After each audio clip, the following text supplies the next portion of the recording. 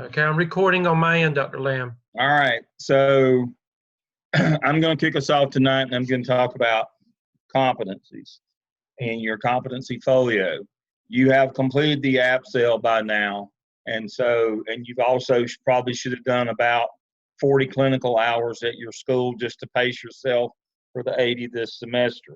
So in the AAPSL and your clinical hours, you should have generated artifacts that go in your competency folio. Now, you can take your competency analysis from task 5 and you can upload that as a narrative that explains your artifact, but that's totally up to you. You can just put a sentence or two in there about what we're looking at for an artifact. But I want to stress again, competency analysis is not what goes in your competency folio. What accreditors, state DPI that grants your license, what we want to see are the artifacts that you generate from doing the AAPSL and from your open-ended clinical experiences that you have experienced so far this semester.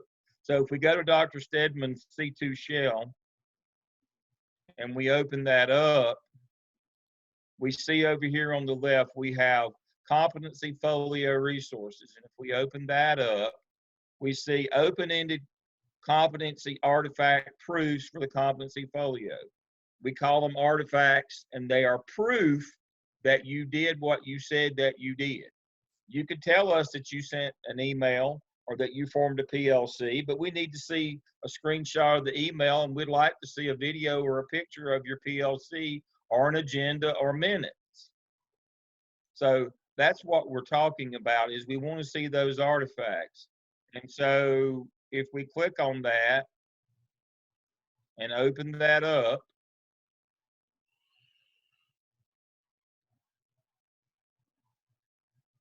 we see our open-ended ones from the 40 hours we should have been done by now. If we have addressed a small or large group of adults, that would satisfy an open-ended artifact for dialogue, inquiry, or communication.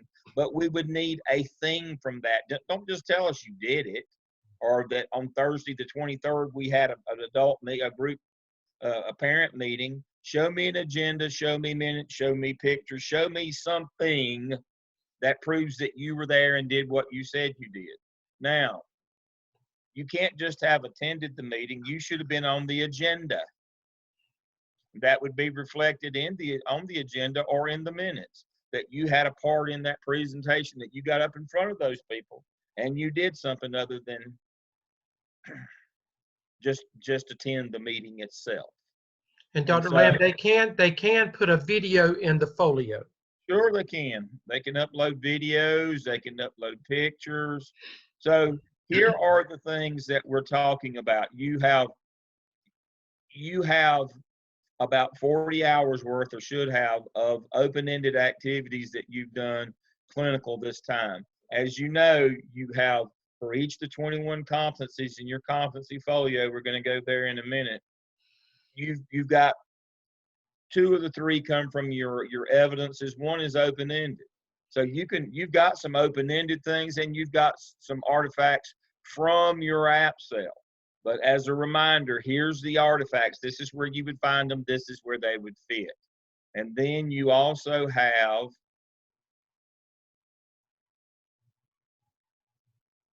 in that same folder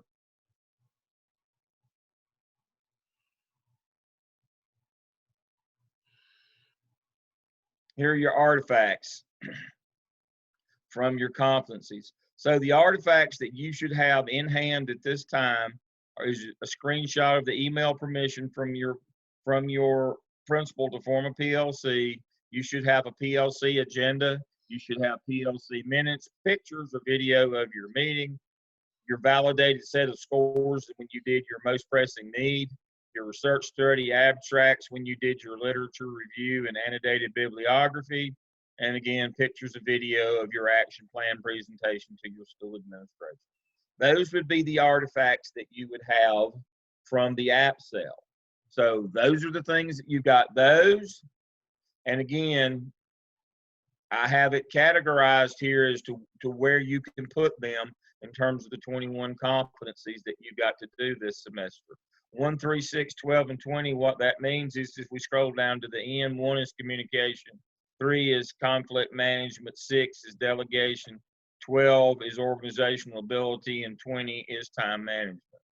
So they would fit in those areas, and I've got those classified for you there. So you've done the AAPSL so far. Here are the artifacts you have. You've done 40 clinical hours so far. You need to know which of these things that you have proof that you did or something from it that you have. Is somebody getting that chat question?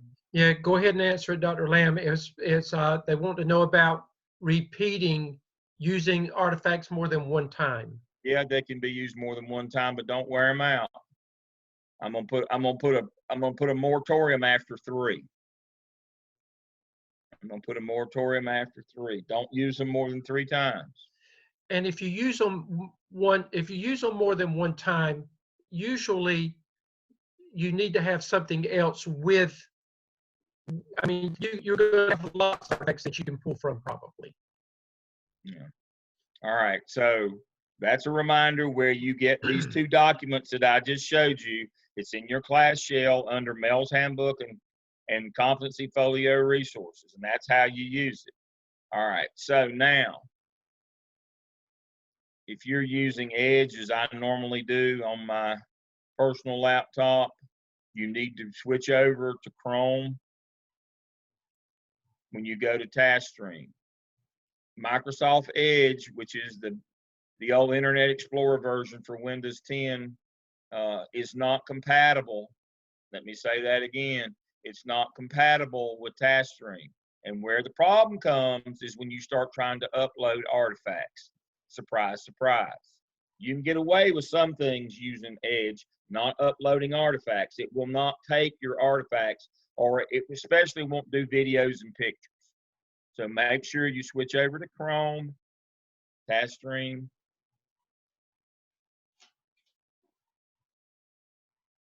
And I always go all the way through it because everybody says, how do you get there? And then when you get here, you stop. You'll just have one DRF on your page. I've got everybody's for the last 10 years. So, and when you get here, do not go into your DRF portfolio. Go to folios and web pages.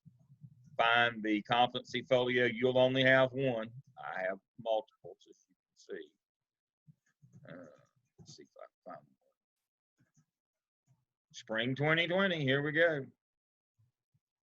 All right, so when you go into your folio, it's going to be on the work page of it so that you can upload. And so if you've got a communication competency, if you have an email permission from your principal, so we're going to click on communication, and it says you need to upload 3 over the course of your program, not 3 per semester, 3 over the course. And so for so far that what we've done so far, you can pick one of those artifacts that I just showed you from the AAPSL or something open-ended that you've done. You'll have to wait till your last semester to add the one from the SIOP because that's in your last semester. So for this semester, you have the option of doing AAPSL right now, or you can do an open-ended one. And so communication. And so you simply, and as Dr. Stedman said, you can put videos in here. You can do links, live links like to Google Docs. You can do attachments of Word documents. You can do slideshows, PowerPoints, Prizzies. You can do text and image. You can do PDFs. You can do PNG, which is a screenshot there. You can also upload a picture there. Videos go here. All these will work if you're on Chrome. What I generally have problems with is A, you're not on Chrome, or B, you're trying to use an iPad. No iPads. iPads are not compatible with TaskStream either. No iPads, no Microsoft Edge when you're trying to upload artifacts. That's actually in the Mel's Handbook that you have to understand the technology requirements. And the technology is you have to use Chrome, and you have to not use an iPad. Now, if you have, people say, well, what about a Macintosh? Yeah, that's not an iPad. You can use Apple, but not an iPad. An iPad doesn't allow you all the functions that you need to do this. It's not compatible.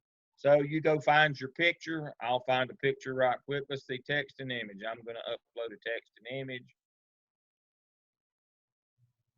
And I can add more text to say, this is a picture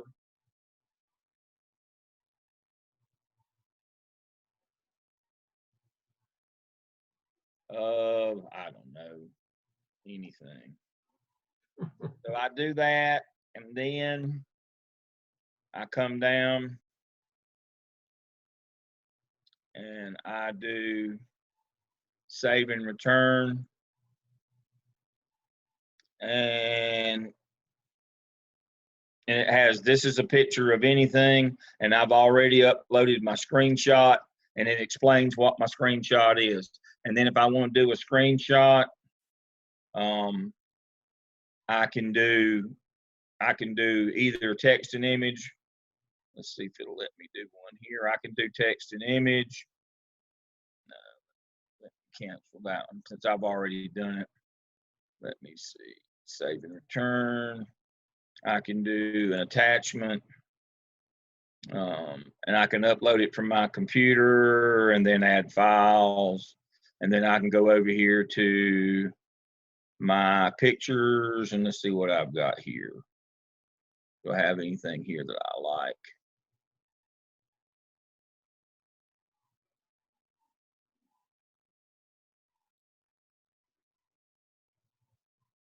Y'all will probably get mad at me for this one. And I do an upload and close. And so there I have, that's how you upload, save and return. That's how you upload a picture. And so what is this picture?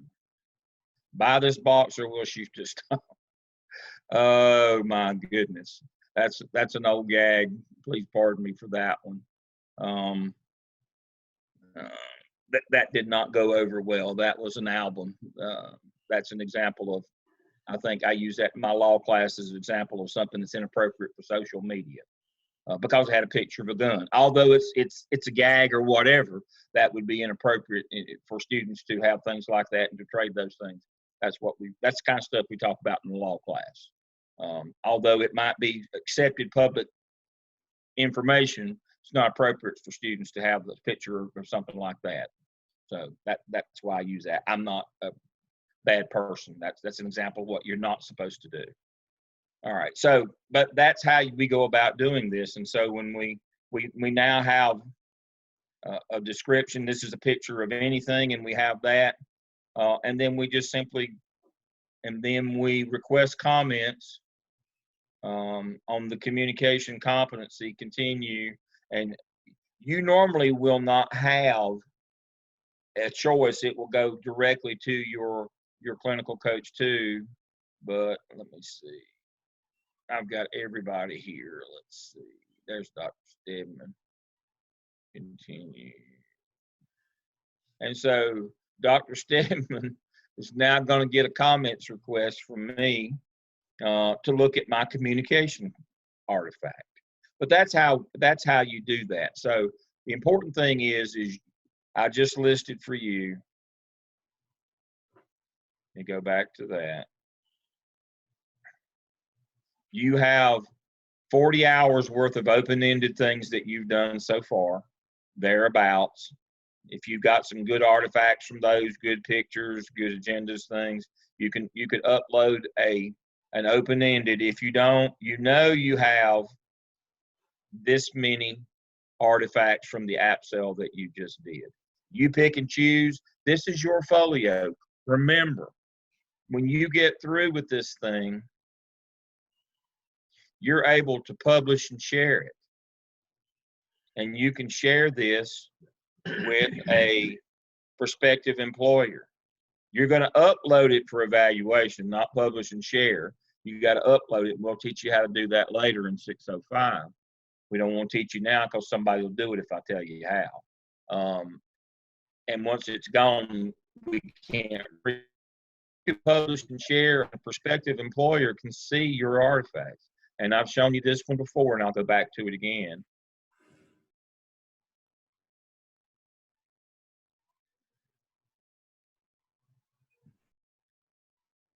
We'll look at ANERAs.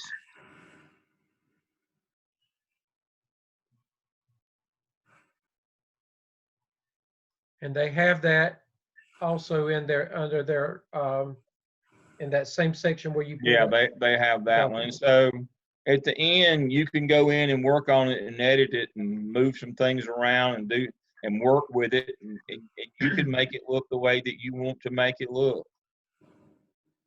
As you can see, she went right below where I did on communication and then wrote this, and then she went down and added. This is what it looks like. And there's the 3 artifacts, but she gave a, she gave a little narrative for each one of them. I know where it came from. What she did was she matched her competency analysis in task 5 of the AAPSL and task 4 of the others. She matched them to the artifacts that she brought in. Which is smart. Which is smart. Yeah. So she went back when she wrote her 12 competencies for the AAPSL. She made sure she wrote one that she had an artifact from. And so when she went in here to put it in, guess what? She popped it right in there. She just copied and pasted her competency analysis from task 5, and then she popped a artifact in that matched it. How smart was that? I mean, it's really easy and quick. And look how neat this looks. And so and she highlighted which ones were digital learning, because the directions, 18 of these say one of them has to be digital. She highlighted this. She published and shared this along with her transcript and got her digital teaching and learning renewal credits on her license. Didn't have to pay for those. Dr. Lamb, I would tell them, as if somebody applied for a job with me and they sent this to me, I would take the time to look at this because of how professional it looks. Yeah, I'd be very impressed with somebody who walked in. This is a way that you can show experience without ever having had experience. The old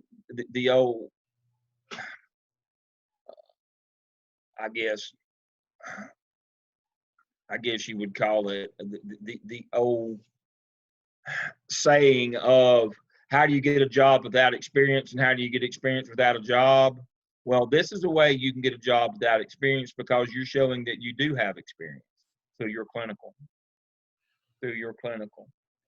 And so the last thing that I want to do tonight, I'm watching my time here. I get 1/3, and so my third's about up. I want to share with you an email that came in today.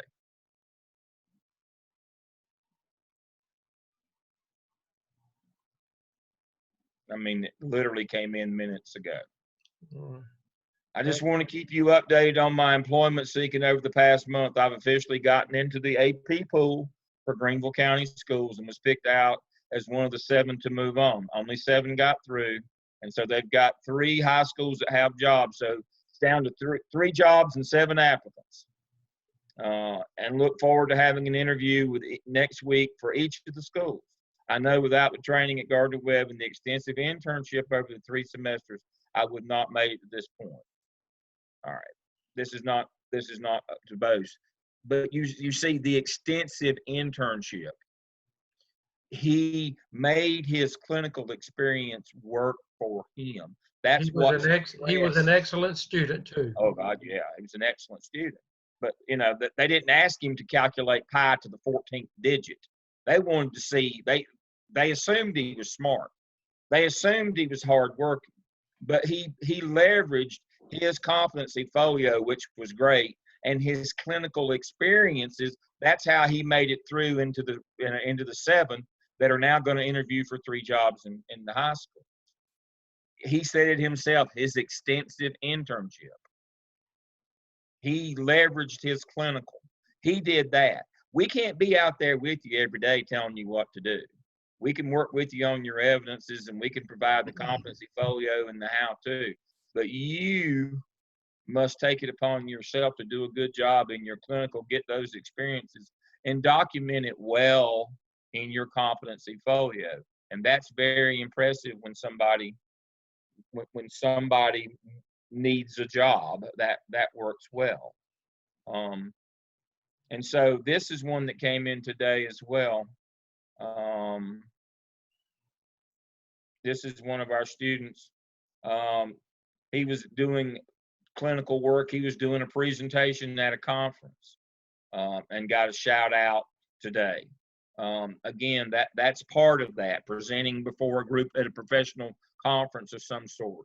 Sean did that earlier today. I guess that was earlier today. He presented in a morning session, and people there saw him, potential employers. There's that picture there that's kind of sideways. She's not, thankfully, she's not a technology teacher, but she works at NCAT at Western Carolina. She's their educational director there. You don't think she doesn't know some people? You don't think that people don't ask her all the time for recommendations on potential administrators out in the far west where, there's not a million candidates?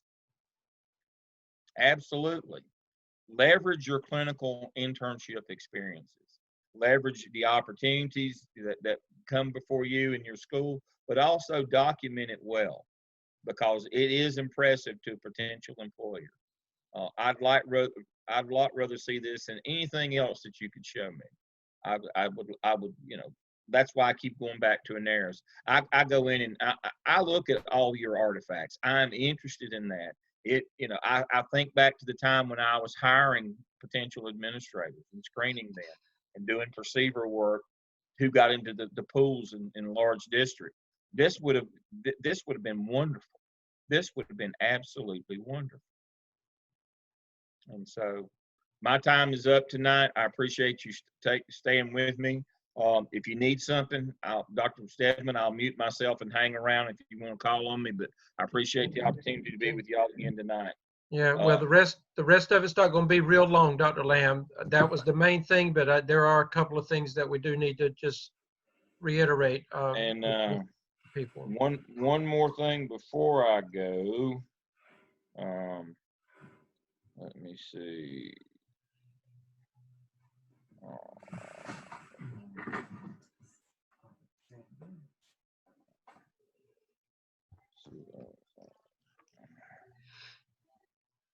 Come on now.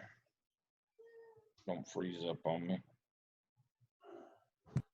All right, today I visited 4 of our students. I don't know if any of them, I'm with Jeff and Jonathan and some more. I went to Invest Collegiate Academy today in Charlotte, and I visited 4 of our add-on and candidates today. What a wonderful experience that was. I really enjoyed being there. I appreciate their hospitality. I don't know if any of those folks are with us tonight, but I appreciate their hospitality. And their director there, Dr. Kate Alice Dunaway, was gracious enough to host us today, and we got to tour their building and meet their faculty and see their students, and what a wonderful opportunity those 4 of our students are getting there. That's the kind of thing that we want our students. They're doing wonderful clinical work in that school, and that will speak to their careers and their advancement. But I want to thank them all for hosting us today. Dr. Hamilton and I had a great time there today. I've had a good day because I was in the school today. Thank you. Okay. Just want to remind, I went through task string today to kind of see who has completed their AAPSL at this point and who has not done a final submission. Just make sure that you are communicating with your instructors. Your instructors will tell you when you submit it back into task 5, remember, of the AAPSL, you go to task 5 for instructor review, where you put your completed AAPSL document in there, and at that point, they will tell you whether you need to do any revisions, or they'll say submit to the Turnitin process. Once it goes to that Turnitin process, you'll get a grade if everything's okay. So there's a grade in Blackboard for you, and it will show up as the completed AAPSL document, your completed AAPSL document. There will be a comment there from your instructor that says, excellent work, whatever, very good, whatever. Submit to task stream for evaluation. As I look, I'm just wondering if some of you have looked at that, or if you're waiting for something. If you've submitted something and it's past a day with any of us, you need to communicate with your instructor to make sure that you're cleared to move on. So at this point, if you have submitted something and you haven't heard back from any of us, then you need to find out why. Probably you just haven't seen. I had a couple that just had not seen my comment, and once they saw it, they realized that they had missed that point. And then once you get your score back, and the scores have been really good, once you get your score back, remember that you need to do a screenshot of that score. You need to submit it in Blackboard for a final grade as well, and that will complete the AAPSL process. Dr. Revis, Dr. Hamilton, any comments to students about where they are with you at this point? Both of you. I think most of mine have either done it or they're finishing up their last revisions and are ready to move forward. Okay, so everything's I think- clear with you then? With I your think we're students. good. We've been in communication for those who have not completely finished. Okay, and I don't know if Dr. Crawford is with us or not. He was on the road, and I don't know if he's here, but Dr. Hamilton, you may want to just, you can, because you're working with those students as Right. well. Mhm. So just, if there's a concern or whatever, go through Dr. Crawford and or Dr. Hamilton, because she's working with you as well. Dr. Revis. I think all students in my section are pretty well finished. I've got one that has not submitted to turn it in, and I'm really not sure why, so I'm going to follow up there. In a moment, Dr. Stebbin, I do want us to talk a little bit about the case study assignment, because I think we've got some confusion on the ones I've looked at. Okay, go ahead. You go ahead and address it. Okay. Remember, on your case study, you have to turn in two things. You need to turn in a Zoom link. Even though you're not the Zoom master, everybody needs to turn in your Zoom link. And you need to turn in a one-page reflection. That's not your answers to the 4 questions, but it's in addition to that, it's a reflection, a 2-part reflection that talks about a summary of the case and a reflective summary of your Zoom session. So don't forget that, and don't get that confused with just the answers to your 4 questions that you did in order to be prepared for your Zoom session. And your reflection doesn't have to be, it's not a dissertation. It's a short narrative reflecting on, as Dr. Revis has said, some of you have included the answers to your questions. That's okay. If you did, that's fine. We didn't require that, but it's okay if you submitted that as well, but you must do the reflection. Okay. Anything else concerning anything with the AAPSL that we can think of that we need to talk with them about? Because this is probably going to be the last time that we really talk and focus on the AAPSL. We've gone over the APTEL, specifically task 1, and the purpose of that was so that we could give you an opportunity while you're out next week to get started in that direction. Make sure that you're using all the documents that we have provided for you, the template, and then the APTEL helpful hints will guide you in this process. And then when we come back together Tuesday week, then we will go back and we will focus on task 1 again, because now on that Sunday, you will have to submit for to discussion board and for peer and instructor review. You'll have to submit task 1 of the APTEL. So this is giving you plenty of time, to get started on that. Now, even though we are not going to be coming online next week. All of us will continue to look in Blackboard to see if you've submitted something. So if you're one of those that progressive students that move on and you get your stuff done, if you submit it next week, we're going to look at it and we're going to give you your feedback next week. So we'll continue to look and to make sure that that we do what we're supposed to on our end. Also, with what Dr. Lamb has presented, this is a golden opportunity to get some work done with that competency folio. Do not wait until the end of this semester and let all of that pile up on you at one time. Get what you can get done, completed now at this point. Any question? Anybody have any questions? I think we've addressed everything, but do you have any questions before we sign off? I knew it wouldn't be a full hour meeting probably tonight. They don't always have to be an hour. If we get what we need to get done. You need to have time to begin working on other stuff anyway. Any other comments?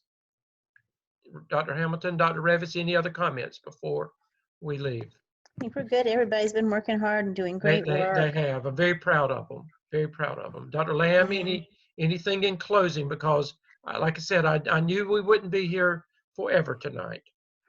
You just didn't know how long I'd talk, so Well, tell me. I always give you a lot of opportunity.